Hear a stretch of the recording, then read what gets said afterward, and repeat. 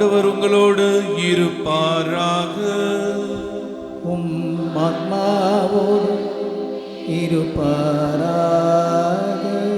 புனித மார்க் எழுதிய தூய நற்செய்தியிலிருந்து வாசகம். ஆண்டவரே, மாட்சி உமக்கே.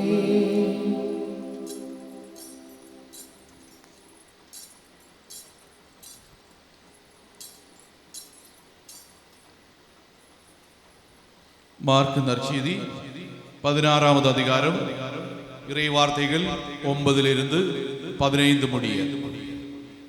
வாரத்தின் முதல் நாள் காலையில் இயேசு உயிர்த்தெழுந்த பின்பு அவர் முதலில் மகதலேனா மரியாவுக்கு தோன்றினார். அவரிடமிருந்துதான் அவர் 7 பேய்களை ஓட்டியிருந்தார். மரியா புறப்பட்டு சென்று இயேசுவோடு இருந்தவர்களிடம் இதை அறிவித்தார். அவர்கள் துயருற்று அழுது கொண்டிருந்தார்கள்.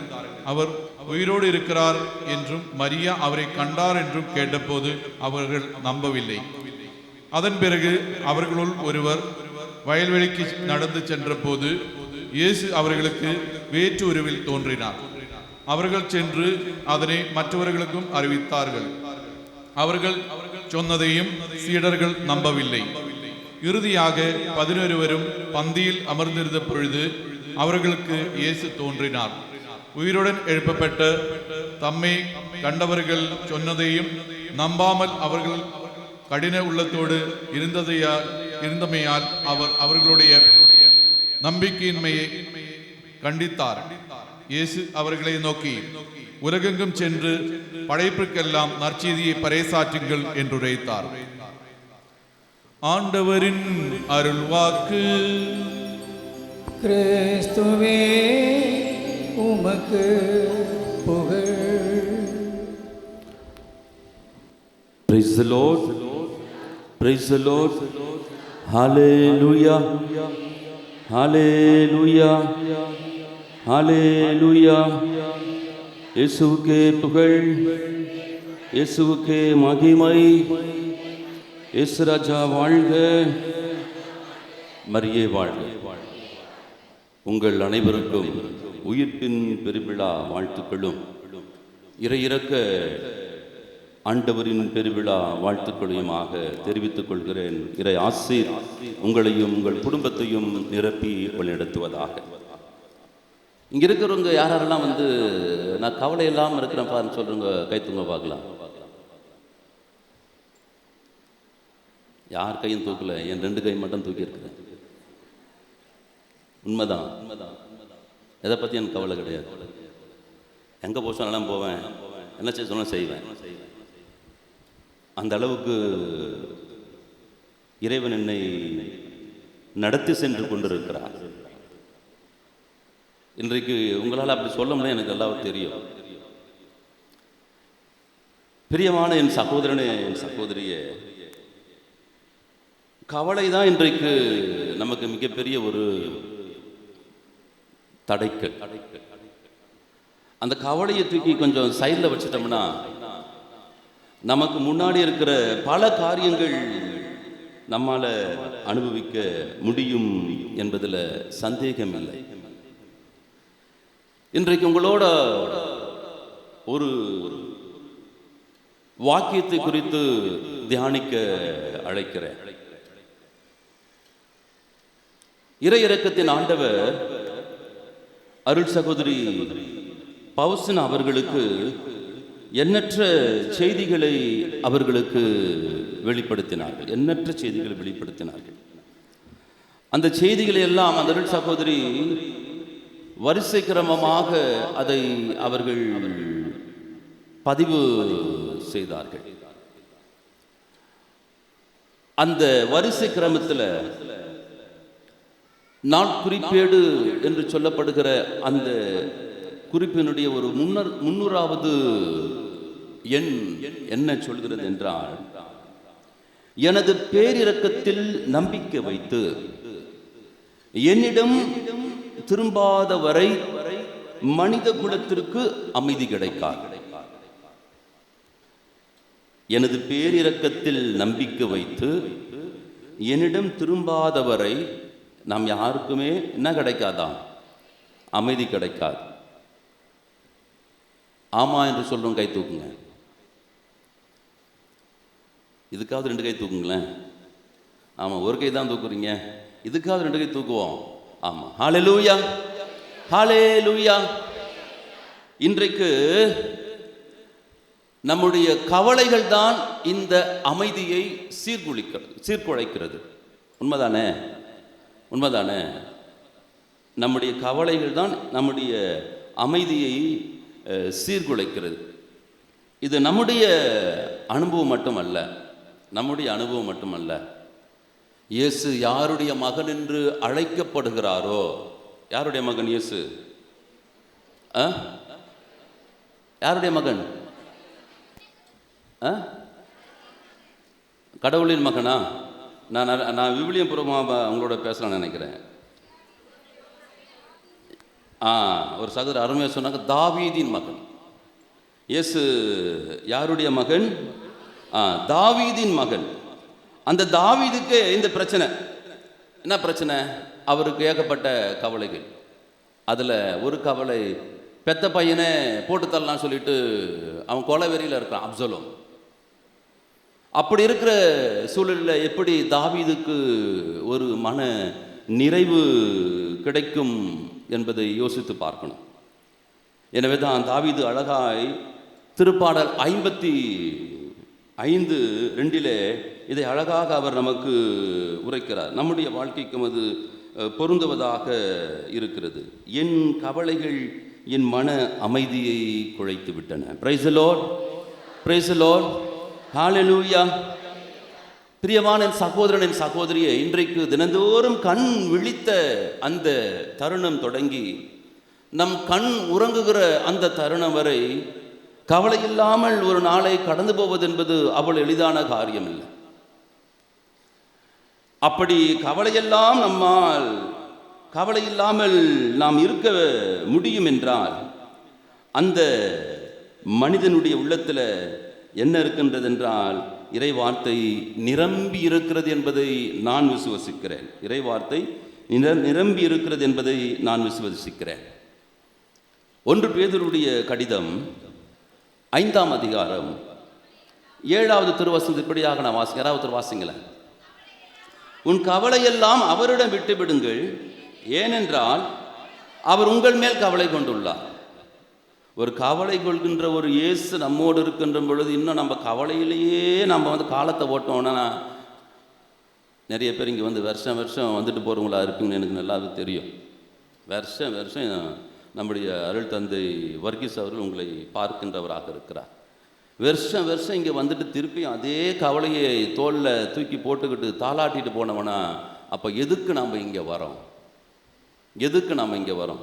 அதனால் அடுத்த வருஷம் வரமாட்டேன்னு முடிவு எடுக்கிறது கிடையாது. உடனே நீங்கள் சொல்லாமல், ஃபாதர் கவலையெல்லாம் போச்சு, நன்றி சொல்ல வந்திருக்கிறேன் ஃபாதர். உண்மை தானே? நன்றி சொல்ல வந்திருக்கிறேன் ஃபாதர். திருப்பி என் கவலையோடு என் ஏசப்பாக்கிட்ட நான் வரல, என் கவலையெல்லாம் அவர் கவலையாக மாற்றிட்டாரு, என் மேலே அவர் கவலை கொண்டு இருக்கிறார், எனவே நான் அவருக்கு நன்றி சொல்ல வந்திருக்கிறேன் என்பது நம்முடைய இருதய ஏக்கமாக இருக்கும் என்றால் இந்த நாள் நமக்கான நாளாக இருக்கிறது. எனவே தான் அந்த அருள் சகோதரிக்கு ஆண்டவரே சொல்கிறார், எனது பேரிரக்கத்தில் நம்பிக்கை வைத்து என்னிடம் திரும்பாதவரை மனித குலத்திற்கு அமைதி கிடைக்காது. Mankind will not have peace until it turns with trust to my mercy. அப்ப இயேசுனுடைய பேரிரக்கத்திடம் நாம் திரும்பி வருகின்ற பொழுது நம்முடைய மன அமைதியை பிழைக்கின்ற இந்த கவலைக்கு அங்கே இடம் கிடையாது, நம்முடைய கண்ணீருக்கு இடம் கிடையாது, நம்முடைய பிரச்சனைகளுக்கு இடம் கிடையாது, நம்முடைய போராட்டங்களுக்கு இடம் கிடையாது. எதையெல்லாம் பார்த்து இன்றைய நாட்களிலே நாம் பயந்து நடுங்குகிறோமோ அந்த பயத்திற்கும் நடுக்கத்திற்கும் அங்கு இடம் கிடையாது என்பதை முதலில் நாம் விசுவசிக்க வேண்டியவர்களாக இருக்கிறோம். இன்றைக்கு இந்த இறைவார்த்தை குறித்து நான் தியானிக்கின்ற பொழுது இந்த நற்செய்தி வாசகமும் அதற்கு ஏற்றாற் போல நம்முடைய விசுவாச சுவாபத்தை வெளிப்படுத்துகிற நற்செய்தியாக இன்றைக்கு அமைந்திருக்கிற நம்முடைய விசுவாச சுவாபம். என்ன விசுவாச சுபாவம் சொல்லுங்களேன் பார்க்கலாம். நம்முடைய விசுவாச சுபாவம் என்னவா இருக்கும்? காலையில் எழுந்தோன்னே ஜெபிப்போம் இல்லையா? கண்டிப்பாக நீங்கள் ப்ரேயர் பண்ணுவீங்க, அல்லது ஜெபமாலையும் இரக்கத்தின் ஜெபமாலையும் மதியம் 3 மணிக்கு டெய்லியும் நம்ம செய்கின்றவர்களாக இருப்போம். காலைதோறும் திருப்பலிக்கு போகின்றவர்களாக இருப்போம். ஞாயிற்றுக்கிழமை திருப்பலிக்கு சொல்ல வேண்டிய அவசியமே கிடையாது. எனவே திருச்சபையின் கட்டளைகளையும் நிறைவேற்றுகின்றவர்களாக இருப்போம். இவையெல்லாம் நாம் ரொட்டீனாக செஞ்சுட்டு இருந்தா கூட விசுவாச நம்பிக்கை என்று வருகின்ற பொழுது முன் வச்ச காலை பின் வச்சிடுறோம். முன் வச்ச காலை பின் வச்சிடுறோம். இது எனக்கு கிடைக்கும், நான் இதை மீட்டெடுப்பேன், இதை பெற்றுக்கொள்வேன் என்கின்ற அது அதீதமான விசுவாசம் என்பது நம்முடைய வாழ்க்கையில அது அடுத்த கட்டத்திற்கு கொண்டு போகாமலேயே வெறும் ஜெபிக்கிற அந்த ஒரு ரொட்டீனான ஒரு வாழ்க்கை சூழலே இன்றைக்கு நின்று விடுவதுதான் இயேசுவுக்கு ஒரு மிகப்பெரிய ஒரு நம் மீது, நம்முடைய விசுவாசத்தின் மீது அவருக்கு ஒரு அவநம்பிக்கை ஏற்படுகிறது. ஒரு முறை இயேசுவை நான் ஏற்றுக்கொண்டேன் என்றால், விசுவாசித்து விட்டேன் என்றால், பிறகு அந்த விசுவாசத்திற்குள்ளாக என்னுடைய அவநம்பிக்கையை நான் வளர்த்துக் கொள்வேன் என்றால், என் இயேசுவை விட்டு நான் விலகி சென்று இந்த உலகத்தோடு நான் கரைந்து விட்டேன் என்பதுதான் அர்த்தம் படுகிறது என்பதில் எல்லளவும் சந்தேகம் கிடையாது. அப்படி என்றால் நாம் செய்ய வேண்டிய காரியம் என்ன? நம்முடைய அவிசுவாசத்தை எந்த அளவுக்கு நம்மை விட்டு விலக்கி வைக்க முடியுமோ அந்த அளவுக்கு அந்த அவிசுவாசத்தை விலக்கி வைக்க இன்றைக்கு நாம் அழைக்கப்படுகின்றவர்களாக இருக்கிறோம். எனவே தான் சொன்னேன், நம்முடைய விசுவாச வாழ்க்கை அப்போஸ்தலருடைய தொடக்க கால விசுவாச வாழ்க்கை போல இருக்கிறது என்பதை இன்றைக்கு நாம் நினைத்து பார்க்கிறேன். இன்றைய நற்செய்தி வாசகத்தில் 3 இடங்களில் அந்த வார்த்தை வருகிறது. 11, 13 மற்றும் 14வது திருவசனத்தில் அவர்கள் நம்பவில்லை, அவர்கள் சொன்னதையும் சீடர்கள் நம்பவில்லை, அவர் அவருடைய நம்பிக்கையின்மையை கண்டித்தார். அப்ப யோசிச்சு பாருங்களேன், நான் உயிர்த்திட்டம்பா என்று சொல்லி இயேசு பார்க்கின்றவர்களெல்லாம் சொல்லுகின்ற பொழுது அவரை பார்த்தவர்கள் அவரை நம்பிவிட்டார்கள். முதல் முறையாக பார்த்தவர்கள் அவருடைய காலில் விழுந்து அவருடைய காலை பற்றி கொண்டார்கள். ஆனால் 3 வருடம் 3 முறை அவர்களுக்கு மீண்டும் மீண்டும் மீண்டும் எடுத்து சொல்லியும் கூட அவருடைய மண்டையில அது நிற்கவில்லை. காரணம் என்ன? காரணம் என்ன?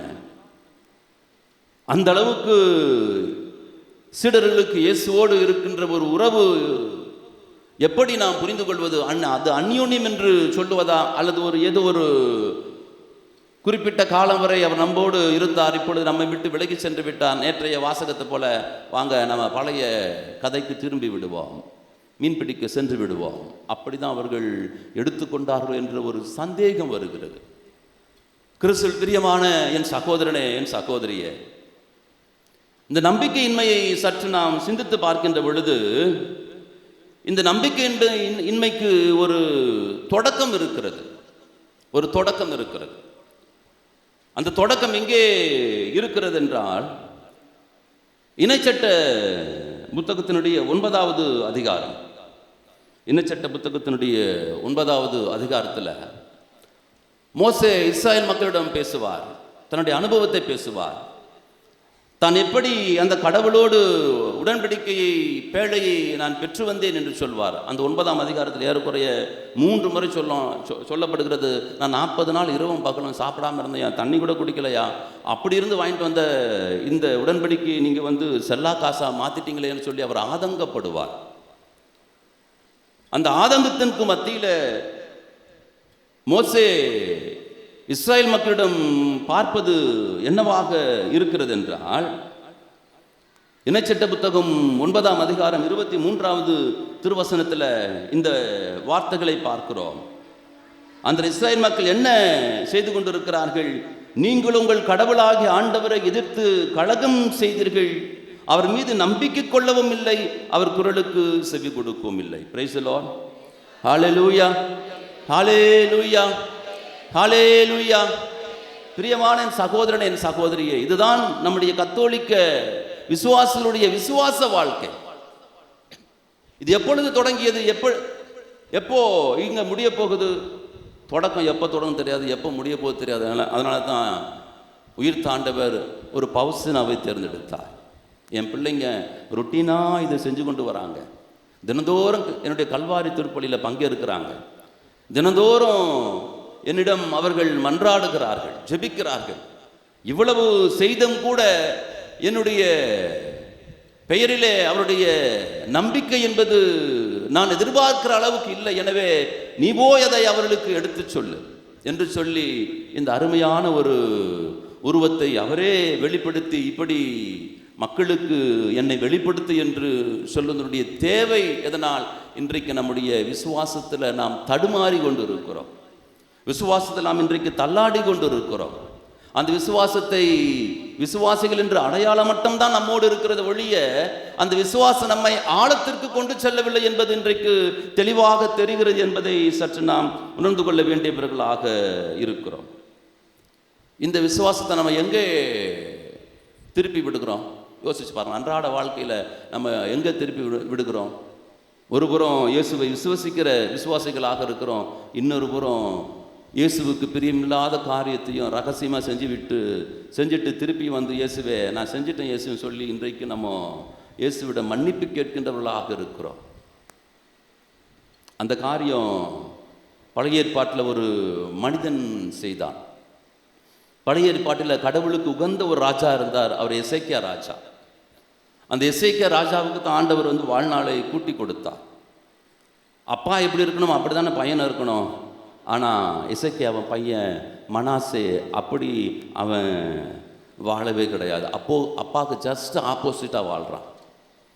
அப்பா எதெல்லாம் வந்து கடவுளுக்கு பிரியமில்லாததை அசேரா கம்பத்தையும் அவர் இன்னுமாக தொழுகை மேடுகளையும் சுக்குநூறாக்கினாரோ அதை விட பன்மடங்கு அவன் ஆண்டவருடைய பலிப்பிடத்தின் அருகிலேயே அந்த பலியிடுகின்ற பலிப்பிடங்களை அவன் கட்டியெழுப்பினான் சொல்லி அவனுடைய அரசாட்சி செய்தியான நமக்கு எடுத்து சொல்கிறது.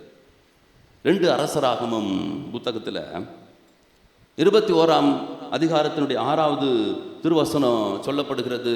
இந்த மனாசே என்கின்ற ராஜா என்ன பண்ணா, அவன் தன்னுடைய மகனையே பலி கொடுக்கிறான். பாருங்க, விசுவாசத்தினுடைய தடுமாற்றம் எங்கே போகிறது பாருங்க.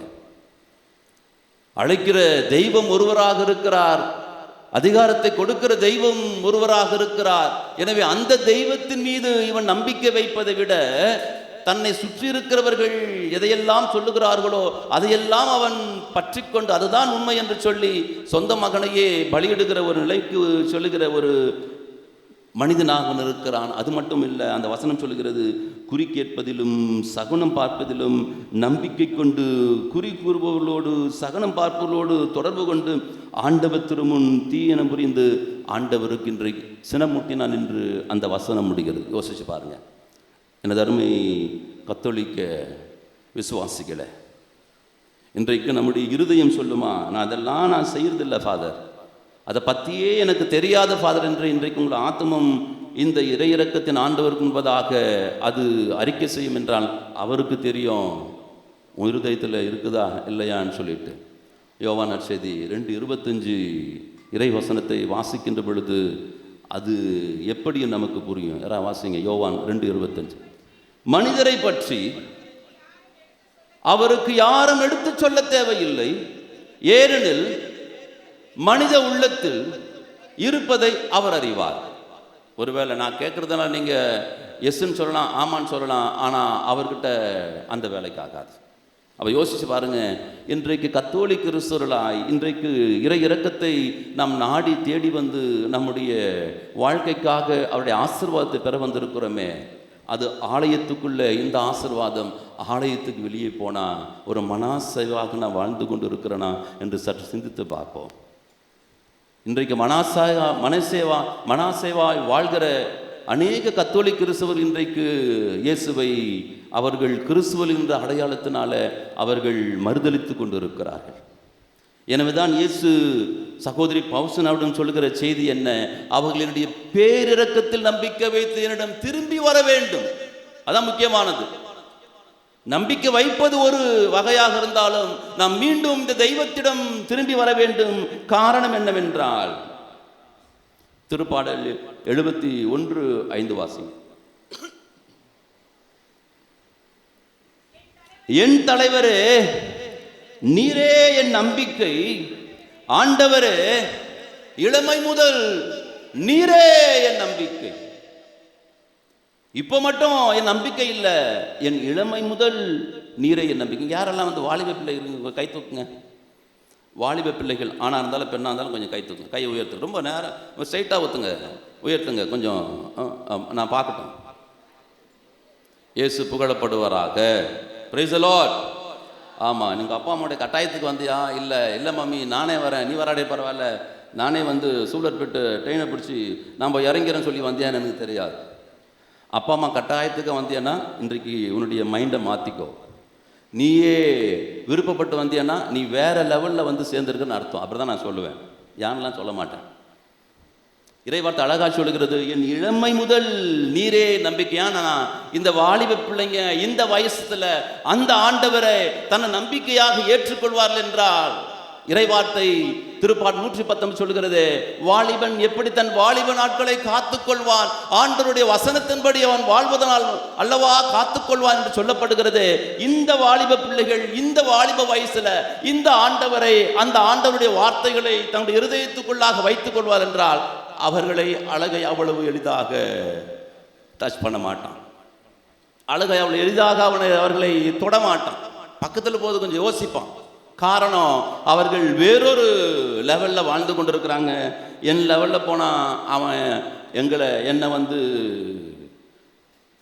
எனக்கு கொடுக்குற ட்ரீட்மெண்ட்டு வேறு விதமாக இருக்கும் என்று அவனுக்கு தெரியும். எனவே அருமை வாலிப பிள்ளைகளை அழைத்து வந்திருக்கிற அருமை பெற்றோர்களை, இறைவன் உங்களுக்கு ஒரு உணர்த்துதலை கொடுத்திருக்கிறார் என்றால், நீங்கள் அழைத்து வந்த இந்த வாலிப பிள்ளைகளை இந்த நம்பிக்கையில் அவர்கள் தடமாறி போகாதபடி அவர்களுக்கு நீங்கள் ஒரு வழிகாட்டி, விசுவாச வழிகாட்டிகளாக இருங்க. வாலிப பிள்ளைகளை, ஒருவேளை உங்களுடைய வாழ்க்கை, விசுவாச வாழ்க்கை தடமாறி போவது போல இருப்பதாக உங்களுடைய இருதயம் சற்று பயப்படுகிறது என்றால், நல்ல ஒரு அருள் தந்தையை சந்தித்து உங்களுடைய விசுவாச தடுமாற்றத்திற்கு ஒரு சேனலை நீங்கள் உண்டு பண்ணிக்கிங்க. அதுதான் இயேசுவை சந்திப்பதற்கான ஒரு நிலையாக இருக்கிறது என்பதை மறந்துவிடக்கூடாது. எனவே தான் இயேசு அந்த ஒரு செய்தியை சொல்கிறார், என் பேரிரக்கத்திடம் அவர்கள் திரும்பி வர வேண்டும், அவர்கள் நம்பிக்கை கொள்ள வேண்டும். இன்றைக்கு அப்போஸ்தலருடைய தொடக்க கால விசுவாசம் இந்த நம்பிக்கை இல்லாத ஒரு நிலைதான். அதற்கு 1008 காரணங்கள் அவர்களுக்கு இருக்கு. ஆனால் நமக்கு எந்த காரணத்தையும் சொல்ல முடியாது. இந்த காரணத்தினால தான் நான் வந்து என் நம்பிக்கை நான் இழந்து விட்டேன் என்று சொல்வதற்கு துளிய நமக்கு இங்கே இடம் கிடையாது. காரணம் என்ன? இந்த இறைவார்த்தை புத்தகம் நம் கையிலே கொடுக்கப்பட்டிருக்கிறது. இந்த இறைவார்த்தை புத்தகத்தை நீ வைத்துவிட்டு இன்னும் எனக்கு இதெல்லாம் சரிப்பட்டு வரல என்று சொல்லி நீ நம்புவாய் என்றால், இந்த இறைவார்த்தை புத்தகம் வீட்டில் இருந்து பிரயோஜனம் கிடையாது, நீ வாசிச்சும் பிரயோஜனம் கிடையாது. அப்படி என்றால் எப்படிப்பட்ட ஒரு வாழ்க்கை வாழணும்? என் ஆண்டவருடைய வார்த்தை இதெல்லாம் எனக்கு சொல்லப்பட்டு இருக்கிறது. இன்றைக்கு நீங்களும் நானும் வாழ்கிற வாழ்க்கை ஒரு புதிய வாழ்க்கை அல்ல. இன்றைக்கு நீங்களும் நானும் வாழ்கிற வாழ்க்கை ஏதோ ஒரு திடீரென வாழ்கிற வாழ்க்கை அல்ல. இந்த இறை புத்தகத்தில் சொல்லப்பட்ட வாழ்க்கையை தான் நம்ம வந்து ரிப்பீட் பண்ணிட்டே இருக்கிறோம். Nothing more nothing less. கூடவும் வாழல, குறைச்சம் வாழல. அப்படி என்றால் என் வாழ்க்கை இங்கே இதிலே எழுதப்பட்டு இருக்கிறது. என் வாழ்க்கை இங்கே எழுதப்பட்டு இருக்கிறது. என் வாழ்க்கை மட்டும் இல்லைங்க, யாருடைய திருவிழாவை இன்றைக்கு கொண்டாடி கொண்டிருக்கிறோமோ இயேசுனுடைய வாழ்க்கையும் இதில் எழுதப்பட்டு இருக்கிறது. யாரெல்லாம் அதை நம்புறவங்க கை தூக்கம் பார்க்க. கை தூக்குறவங்களாம் பைபிளில் வாசிச்சுங்க நான் புரிஞ்சுக்கிறேன், கை தூக்காதான் பைபிளில் வாசிக்கணும்னு சொல்லி நான் புரிஞ்சுக்கிறேன். ஓகேவா? அப்படி தானே? ஆமாம். லூக்கா நற்செய்தி 24ஆம் அதிகாரம், லூக்கா நற்செய்தி 24ஆம் அதிகாரம் 26, 27 திருவசனம் வாசிங்க. மெசியா தம் ஆட்சி அடைவதற்கு முன் இத்துன்பங்களை பட வேண்டும் அல்லவா என்றார். மேலும் மோசே முதல் இறைவாக்கினர் வரை அனைவரின் நூல்களிலும் தம்மை குறித்து எழுதப்பட்ட யாவற்றையும் அவர் அவர்களுக்கு விளக்கினார். Praise the Lord. Hallelujah, hallelujah. கிறிஸ்துவில் பிரியமான சகோதரன் சகோதரியை, இயேசு இறைமகனாய் இருந்து அவருக்கான வாக்குத்தத்தங்கள் எழுதப்பட்டு இருக்கிறது என்பதை இயேசு வெளிப்படுத்துகிறார். ஆனால் நமக்கான வாக்குத்தத்தங்கள் எங்கே என்று கண்டுபிடிக்க வேண்டியது நம்முடைய விசுவாச ஓட்டத்தினுடைய மையமாக இருக்க வேண்டும். எந்த ஒரு கத்தோலிக்க கிறிஸ்தவன் இந்த இறைவார்த்தைக்குள்ளாக தன்னுடைய வாழ்க்கையை அவனால் கண்டுபிடிக்க முடியவில்லையோ, அவளால் அந்த வாழ்க்கையை கண்டுபிடிக்க முடியலையோ, அவர் போய் சேருகிற இடம் கரை காணாத ஓடமாக இருக்கும். அதான் சொல்ல முடியும். இறை வார்த்தையிலே நம்முடைய வாழ்க்கையை அலசி ஆராய்ந்து, என் வாழ்க்கை இப்படிதான் சொல்லப்பட்டிருக்கிறது, என் ஆண்டவர் என் வாழ்க்கை இப்படிதான் வைத்திருக்கிறார் என்பதை நாம் சரியாக இறை வார்த்தையுடைய வெளிச்சத்தில் புரிந்து கொள்ளவில்லை என்றால் இந்த தெய்வத்தில் நம்முடைய விசுவாசமானது மேடு பள்ளங்களாக இருக்கிற மொழியே ஒரே சமதளமாக இருப்பதற்கு வாய்ப்பே கிடையாது. ஆசீர்வாதம் கிடைக்கின்ற பொழுது கெட்டியாக பற்றிக்கொள்வோம். ஆசீர்வாதம் தவறு விடுகின்ற பொழுது, இல்லை என்று சொல்லுகின்ற பொழுது அந்த விசுவாசத்தை விட்டு சற்று விலகி இருப்போம் என்பதை சற்று புரிந்து கொள்ள வேண்டியவர்களாக இருக்கிறோம். ஏன் இந்த விசுவாசத்தை இவர் மீது வைக்க வேண்டும்? சகோதரி பவுசனாவிடம் சொல்லுகிற செய்தி நிமித்தமாக, என்னுடைய பிள்ளைகள் இந்த மனித குலம் என்னிடம் திரும்பி வந்து என்னுடைய பேரிரக்கத்தில் அவர்கள் நம்பிக்கை கொள்கின்ற பொழுது அவர்கள் வெறும் ஆசீர்வாதங்களை பெறுகின்றவர்கள் மட்டுமல்ல, அவர்கள் இந்த உலகத்தினுடைய சாதாரண வாழ்க்கை வாழ்வை காட்டிலும் ஒருபடி அவர்கள் மேலே நிற்கின்றவர்களாக ஆண்டவர் அதை அவர்கள் நடத்தி கொண்டிருக்கிறார். எசையா புத்தகம் 40ஆம் அதிகாரம் 31வது திருவசனம் வாசிங்க. ஆண்டவர் மேல் நம்பிக்கை வைத்திருப்பவர்களோ புதிய ஆற்றலை பெறுவர், கழுகு போல் அவர்கள் இறகை விரித்து உயரே செல்வர், அவர்கள் ஓடுவர் களைப்படையார், நடந்து செல்வர் சோர்வடையார். கிறிஸ்துவில் பிரியமான சகோதரன் சகோதரியே, இந்த இறைவார்த்தை எத்தனை பேர் நீங்க விசுவசிக்கிறீங்கன்னு தெரியாது. விசுவசிக்கின்றவர்களுக்கு இன்றைக்கு கூடும். யாருக்கெல்லாம் இங்க ஆஸ்துமா பிரச்சனை இருக்கு, யாருக்கெல்லாம் ஆஸ்துமா பிரச்சனை இருக்கு, கொஞ்சம் எழுந்து இல்லைங்க. ஆஸ்துமா பிரச்சனை, வீசிங் பிரச்சனை இருக்கும், கொஞ்சம் எழுந்து நம்பிக்கையோடு எழுந்துடுங்க. நீங்கள் இறை இறக்கத்தை நம்முடைய பிரச்சனைக்கு முன்பாக நிற்கிறீங்க. நான் பேசுவது நானாக இருந்தாலும் தெய்வத்தின் முன்பதாக நாம் இருக்கிறோம் என்பதை மறந்து விட வேண்டாம். ஆஸ்துமா பிரச்சனை இருக்கிறவங்க, நடந்தால் சற்று மூச்சு வாங்குறவங்க, படிக்கட்டியார் நான் மூச்சு வாங்குறவங்க, அல்லது இதற்காக ரொம்ப நேரம் ரொம்ப நாள் மருந்து எடுத்து கொண்டு இருக்கிறவங்க, ஆண்டவர் இன்றைக்கு உங்களுக்கு சுகத்தை கொடுப்பதாக இந்த மறைவுரையை நான் உங்களோடு நினைத்து கொண்டிருக்கின்ற பொழுது உணர்த்துகிறார். Price the Lord. ஹல்லேலூயா, ஹல்லேலூயா. இன்றைக்கு என் ஆண்டவர் இந்த ஆஸ்துமாவிலிருந்து எனக்கு விடுதலை கொடுப்பார் என்று இன்றைக்கு நான் விசுவாசிக்கிறேன் என்று நீங்கள் விசுவாசிப்பீர்கள் என்றால் இன்றைக்கு உங்களுக்கு விடுதலை உண்டு. உங்களுக்கு இன்றைக்கு விடுதலை உண்டு. மகனே, மகளே, உன் விசுவாசம் உன்னை குணமாக்கியற்று. அதை சொல்வதற்கு தான் இருக்கிற ஒழிய என்னுடைய இடையூறு அதில் துளியும் கிடையாது. இன்றைக்கு ஆண்டவர் இன்றைக்கு அந்த விசுவாசத்தை உங்களுக்கு கொடுக்கிறார். அந்த விசுவாசத்தை நீங்கள் அதிகப்படுத்தல் என்றால் இந்த நோயிலிருந்து உங்களுக்கு விடுதலை இன்றே இப்பொழுது அந்த ஸ்பாட்ல இறைவன் கொடுப்பதற்கு அவர் வல்லவராக இருக்கிறார். Praise the Lord. ஹல்லேலூயா. ஆவியானவர் இடம் முழுவதும் அசைவாடி கொண்டிருக்கிறார். இந்த இடம் முழுவதும் அவருடைய பிரசன்னம் இறை வார்த்தையின் வழியாக அது நிரம்பி கொண்டிருக்கிறது.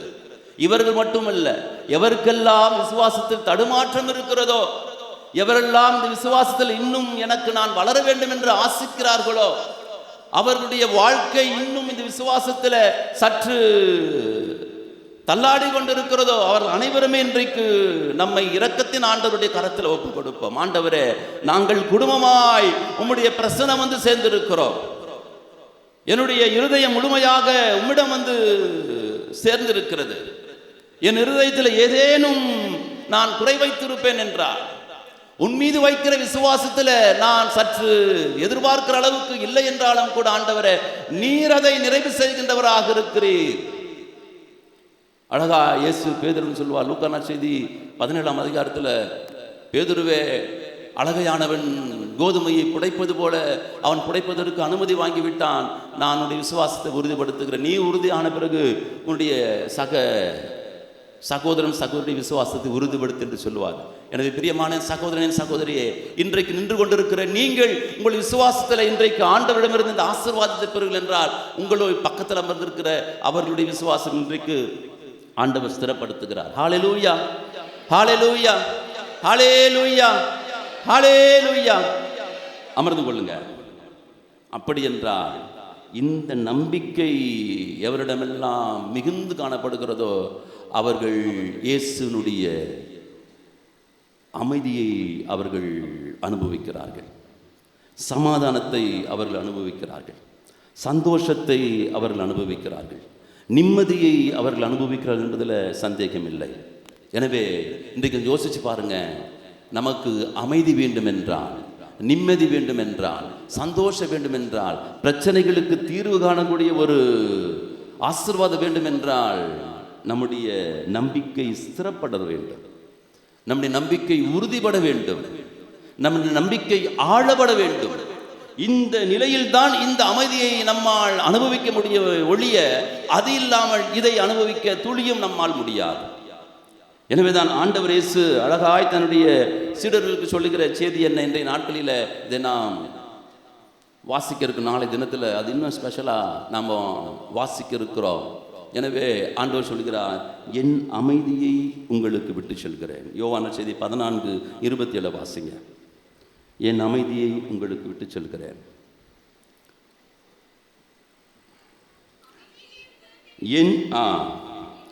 என் அமைதியையே உங்களுக்கு அளிக்கிறேன். நான் உங்களுக்கு தரும் அமைதி இந்த உலகம் தருகிற அமைதி போன்றது அல்ல. உள்ளம் கலங்க வேண்டாம், மருள வேண்டாம். கிறிஸ்துவில் பிரியமான என் சகோதரனே, என் சகோதரியே, கொஞ்சம் யோசிச்சு பாருங்க. ஆண்டவர் இந்த உலகத்தில் நாம் தேர்ந்தெடுத்த துணையாய் வந்த வாழ்க்கை துணை தர முடியாத ஒரு அமைதி, பெற்றெடுத்த பிள்ளைகள் தர முடியாத அமைதி, சேர்த்து வைத்த சொத்துக்களோ செல்வங்களோ தர முடியாத அமைதி, வாங்கின பட்டங்கள் தர முடியாத அமைதி, வேற எங்கேனும் சென்றால் நான் நிம்மதியாக இருப்பேனே, என்ன கொஞ்ச நேரம் சும்மா விடுங்க என்று சொல்லி சலித்து கொண்டு சில இடங்களை தேடி போகிறோமே, அந்த இடங்கள் எல்லாம் தர முடியாத அமைதியை இரக்கத்தின் ஆண்டவர் இன்றைக்கு நமக்கு வாக்குறுதி கொடுத்திருக்கின்றார் என்றார். என்னிடம் திரும்பி வராமல் உங்களால் இந்த அமைதியை அனுபவிக்க முடியாது என்கின்ற ஒரு செய்தியை இன்றைக்கு சகோதரி பௌஸ்தின வழியாக நமக்கு வெளிப்படுத்துவார் என்றார். அந்த அமைதியை தானே ஆண்டவரே இத்தனை வருஷமாக நான் தேடிட்டு இருக்கிறேன். அந்த அமைதிக்காக தானா நான் போகாத இடமில்லை, செல்லாத இப்படியான கன்வென்ஷன் கிடையாது என்று நாம் என்னுடைய இருதயம் இன்றைக்கு நீங்கள் தேடிக்கொண்டிருப்பீர்கள் என்றால் இயேசு இந்த நேரத்தில் உங்களுக்கு அந்த அமைதியை தருகின்றவராக இருக்கிறார். எனவேதான் இயேசு அழகா சொல்கிறார், என் வழியாய் நீங்கள் அமைதி காணும் பொருட்டே. யோவான செய்தி 16:33 வாசிங்க. என் வழியாய் நீங்கள் அமைதி காணும் பொருட்டே நான் இவற்றை உங்களிடம் சொன்னேன். உலகில் உங்களுக்கு துன்பம் உண்டு, எனினும் துணிவுடன் இருங்கள், நான் உலகின் மீது வெற்றி கொண்டேன். Praise the Lord. Hallelujah, hallelujah, hallelujah. என்னை பிரியமான சகோதர சகோதரி, யோசிச்சு பாருங்களேன். எங்கேயாவது இயேசு உனக்கு அமைதி தருவோம்பா, ஆனால் நீ இதை நோகாம நோன்பு கும்பிடுப்பான்னு சொன்னாரா? அப்படி சொன்னாரா? இல்லை. என்ன சொன்னார்? உலகத்தில் உங்களுக்கு துன்பம் உண்டு, உபத்திரவம் உண்டு. யாரால உண்டு உபத்திரவம்? யாரால உண்டு? கட்டின பொண்டாட்டியால் உண்டு, கட்டின புருஷனால் உண்டு, பெத்த பிள்ளைங்களால உண்டு, பெத்தெடுத்த பெற்றோரால் உண்டு. உண்மைதானே? நானும் தான் அதுக்கு ஒரு சாட்சி, கவலைப்படாதீங்க. அப்படியாக இருக்கின்ற பொழுது துன்பம் இருக்கிறது இயேசு சொல்லிட்டார். எனக்கு துன்பமே வேணான்னு சொல்லி ஓடினா நீ யார் விட்டு பிள்ளை? இயேசு பிள்ளையா பசாசு பிள்ளையா? ஓடினா பசாசு பிள்ளை, நின்னா இயேசு பிள்ளை. இப்போ யார் பிள்ளையா இருக்க விரும்புகிறோம்? இயேசு பிள்ளையா இருக்கிறோம். அதனால தான் இயேசு அழகாக சொன்னார், கவலைகளை நான் சுமந்துக்கு நீ கவலைப்படாது. உன் கூட பக்கத்தில் துன்பம் பத்தம் தான் இருக்கும், ஆனால் உன்னை தொடாது. கவலை உங்ககிட்ட தான் இருக்கும், ஆனால் அந்த கவலை உன்னை டச் பண்ணாது. காரணம், அதற்கு நான் ஒரு கடிவாளம் போட்டு வைத்திருக்கிறேன். அந்த கடிவாளம் எப்போ நான் அவுத்துறேன் அப்போ தான் உனக்கு தொடும். அந்த கடிவாளத்தை இயேசு அவுத்து விடாத அளவுக்கு நாம் நம்முடைய விசுவாசத்தில் ஆழமாய் போயிருக்கும் என்றால் அது அதால பாதளத்துக்கு சென்று விடும். நாம் எங்கே இருப்போம்? அவருடைய செல்ல பிள்ளையாய் அவர் பக்கத்தில் இருப்போம். Praise the Lord. Hallelujah, hallelujah, ஹல்லேலூயா.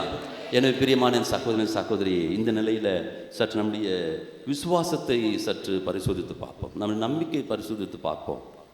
எத்தனை முறை ஆண்டவரே இந்த விசுவாசத்தில் நான் தடுமாறி கொண்டு இருக்கிறேன், உம்மீது நம்பிக்கை இல்லாமலேயே நான் கல்வாரி பலியில் பங்கேற்ற முடிய திருவுடலின் இரத்தத்தையுமாக நான் பெற்றிருக்கிறேன்.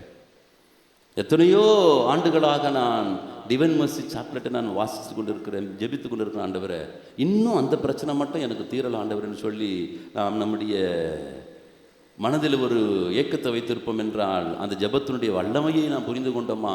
அல்ல ஜெபிக்கின்ற பொழுதே அந்த வல்லமை என்னை கடந்து வருகிறது என்கின்ற அந்த ஒரு அனுபவத்துக்குள்ளாக ஜெபித்து இருக்கிறோமா இருக்கிற ஒரு கேள்வி நமக்கு இங்கே எழுகிறது. எனவே பிரியமான என் சகோதரன், என் சகோதரியே, ஆண்டவரே இன்றைக்கு நம்ம எல்லோரையும் பார்த்து ஒரு கேள்வி கேட்கிறார். அந்த கேள்விக்கு என்ன பதிலை நாம் இன்றைக்கு கொடுக்க போகிறோம்? அப்போது யோசிச்சு பார்க்குங்களேன். பிரியமான என் சகோதரனே, என் சகோதரியே, இன்றைக்கு இந்த வளாகத்தில் ஆண்டவருடைய இரக்கத்தை நாடி வந்திருக்கிறோம்.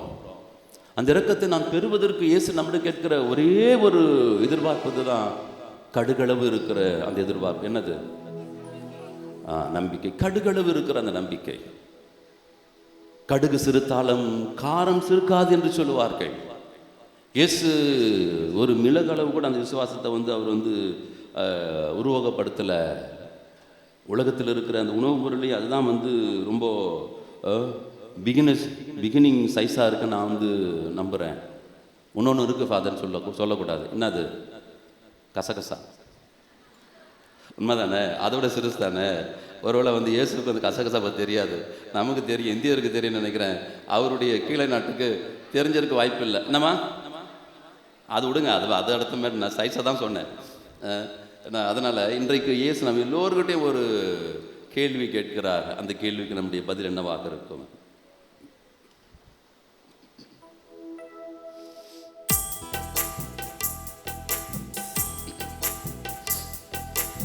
என் மகனே, இன்னும் பயம் உனக்கு, ஏன் நம்பிக்கை இல்லை?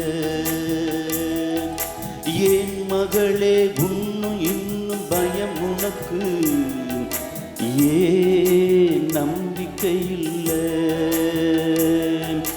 உன்னோடு நான் இருக்கேன், உன் படகு மூழ்கிடுமோ? உன்னோடு நான் இருக்கேன், உன் படகு மூழ்கிடுமோ? கரை சேர்ந்திடுவாய், கலங்காதே.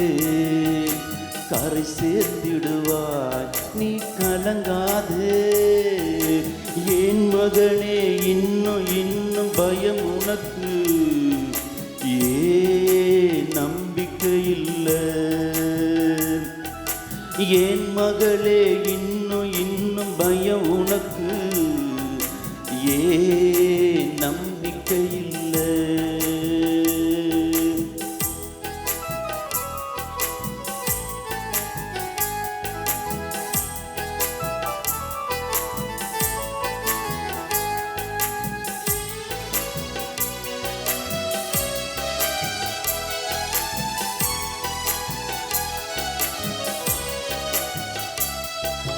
நற்கிரியை தொடங்கியவர் நிச்சயமாய் முடித்திடுவார். உன்னில் நற்கிரியை தொடங்கியவர் நிச்சயமாய் முடித்திடுவார்.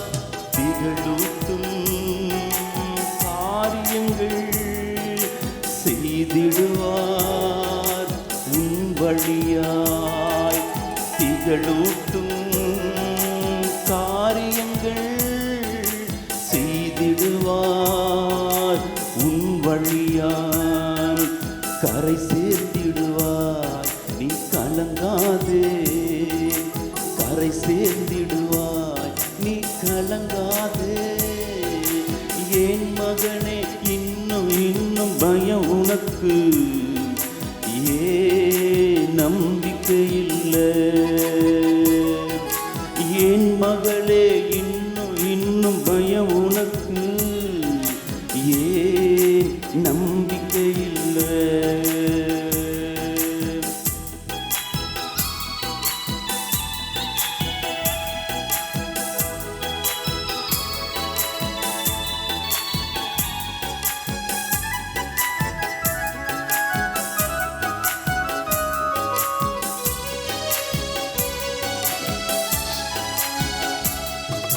படைத்தவரே உனக்குள்ளே செயலாற்றி மகிழ்கின்றார்.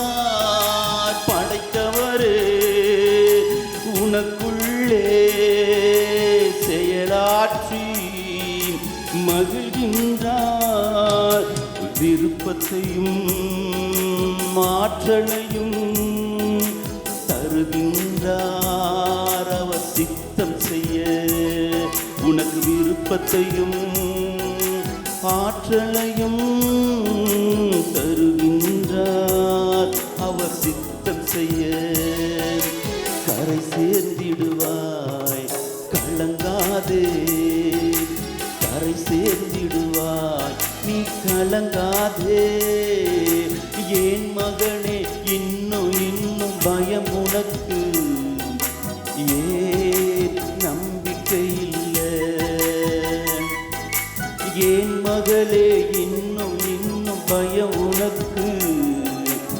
ஏன் நம்பிக்கை இல்லை? உன்னோடு அவர் இருக்க உன் படகு மூழ்கிடுமோ? உன்னோடு அவர் இருக்க உன் படகு மூழ்கிடுமோ?